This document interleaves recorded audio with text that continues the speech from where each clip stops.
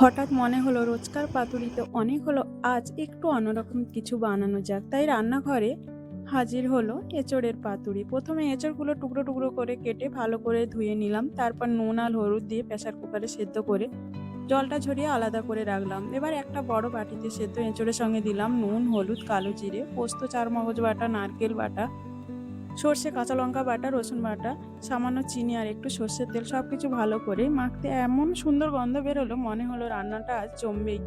পাতুরি বানানোর জন্য কলা পাতাগুলো হালকা করে সেকে নরম করে নিয়েছি। তারপরে তার মাঝখানে মশলা মাখানো এঁচোড় দিয়ে উপরে চেরা কাঁচা লঙ্কা দিয়ে সুন্দর করে সুতো দিয়ে মুড়ে দিলাম। এরপর ফ্রাই প্যানে একটু তেল গরম করে পাতুরিগুলো সাজিয়ে দিলাম। ঢাকা দিয়ে একদম কম আঁচে এপিট ওপিট করে ভাজতে থাকলাম। একটু পরে কলা পাতার রং ধীরে ধীরে কালচে হতে লাগলো আর ভেতর থেকে সর্ষে নারকেলের দারুণ গন্ধ বেরোতে শুরু করলো।